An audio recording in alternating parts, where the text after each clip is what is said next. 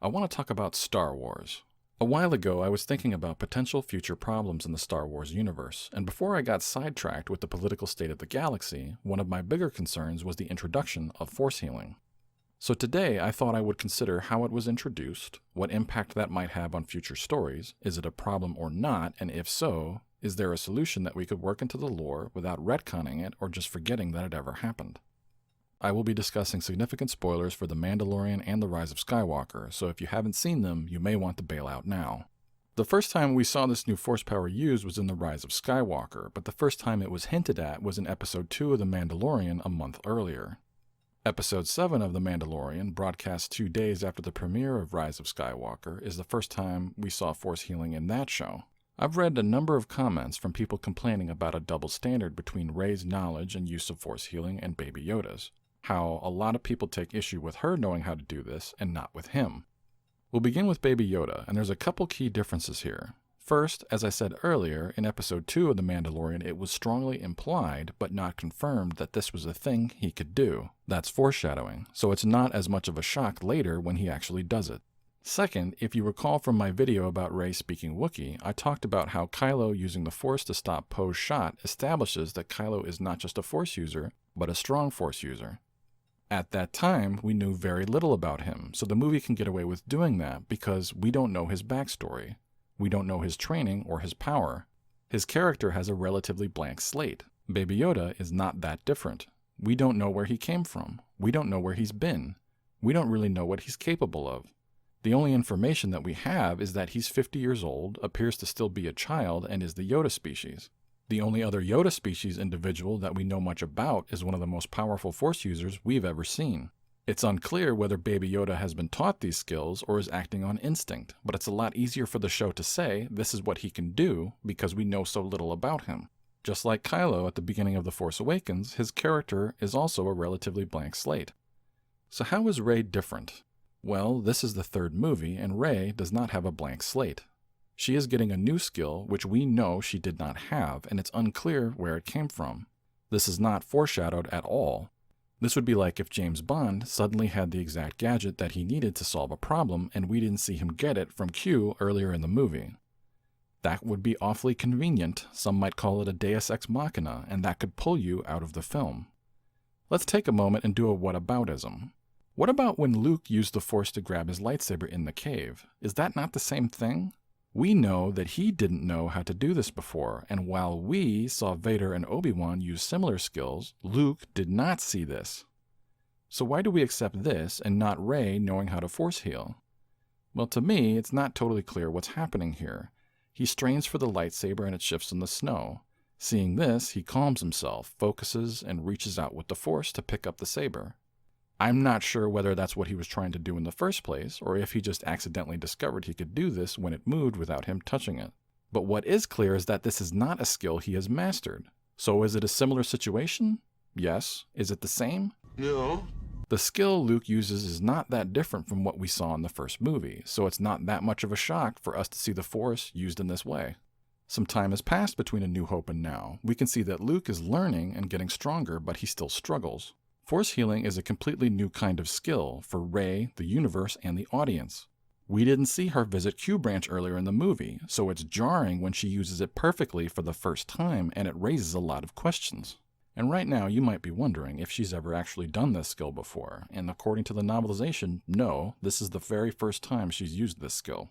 To be clear, Baby Yoda having this ability also raises some questions, but Rey having this ability raises even more questions. Where did she learn this ability? Did she learn it from Leia? Did Leia learn it from Luke? Where did he learn it? Did Rey learn it from the sacred Jedi texts? If so, why didn't the Jedi in the prequels know about this? This seems like something Anakin would have found very useful. He might not have gone to the dark side if the Jedi knew about this.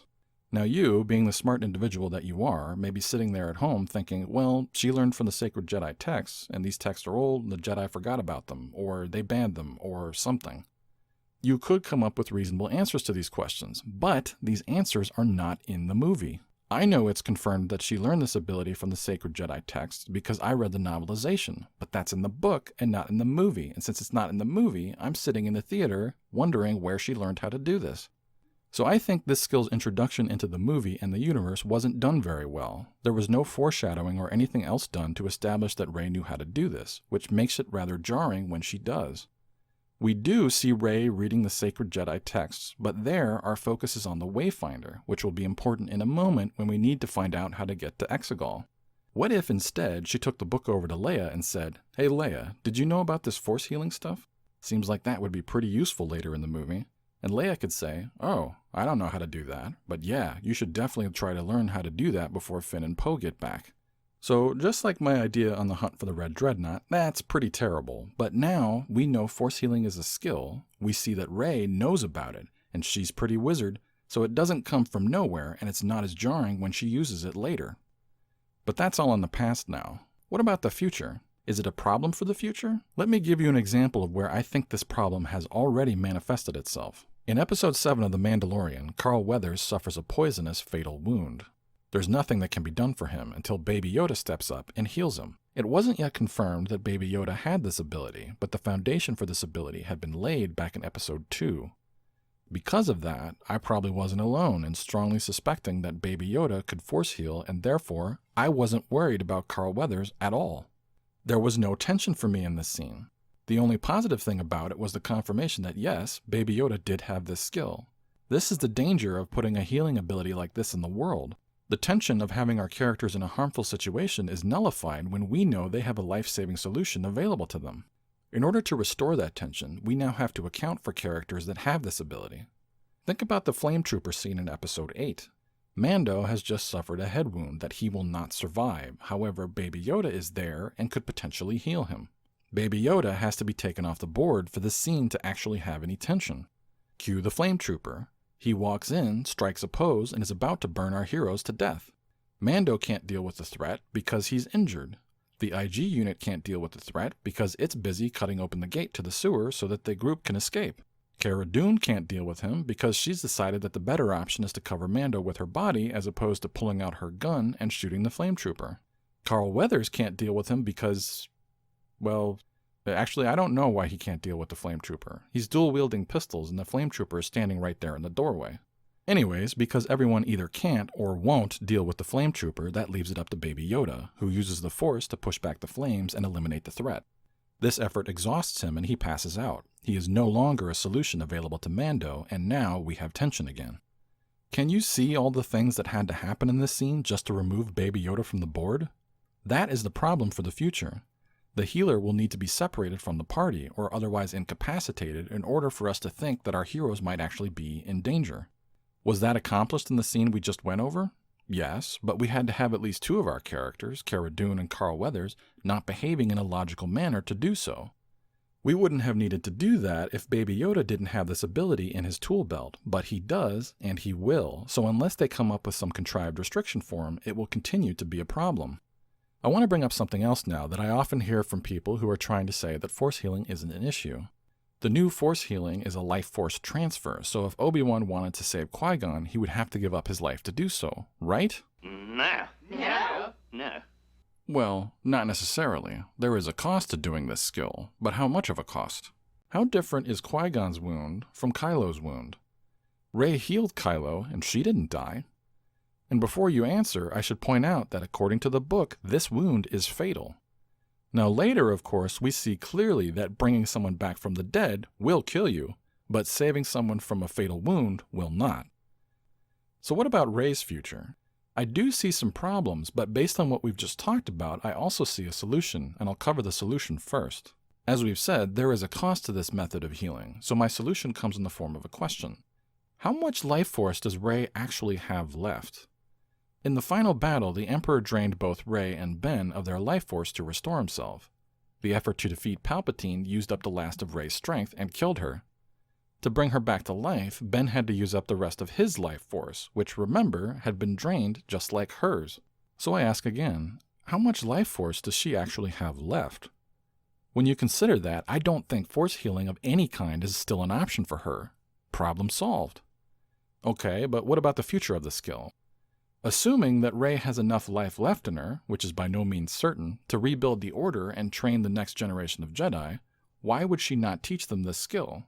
Well, she could, but then we'd have the same problem that the Mandalorian has with Baby Yoda. Or we could just go all in on the fact that Rey is just so freaking wizard and say that only her and the Yoda species are capable of doing this skill. This simultaneously solves the problem and answers a lot of earlier questions. How did the Jedi of the Old Republic not know about this? Well, none of them were strong enough to do it. Rey learned Force healing from the sacred Jedi text, and Yoda said, "Page turners, they were not." Implying that he had read them. So he should have known this skill, and now we can say that he did. Okay, well why didn't he tell anybody? Why would he? He's the only one who can do it. And it's not a solution he would have offered to Anakin, because when Anakin goes to see him, Yoda tells him, "Train yourself to let go of everything you fear to lose." So even if he did know this, It's not a story the Jedi would tell you. So to sum up, I think the introduction of this skill and Rey knowing how to do it wasn't done very well. Her ability to use this skill isn't foreshadowed and the source of her knowledge is unclear in the movie. I think it's a problem for the future content of Star Wars, both in The Mandalorian and anything set after the rise of Skywalker where future Jedi might be involved. There are reasonable explanations and answers for all of these questions, but as I said before, those answers are not in the movie. So what, if anything, do you think will be done? Will they come up with a restriction for this power? Retcon it? Forget that it happened? Or just let it run wild? Let me know what you think in the comments. I'll be very interested to see. And if you liked today's video, maybe you can think about giving me a thumbs up or hitting that subscribe button. I have other Star Wars things to cover that I've yet to talk about. But that's all I got for you today. I thank you very much for watching. I hope to see you next time, and may the Force be with you, always. Every word of what you just said was wrong.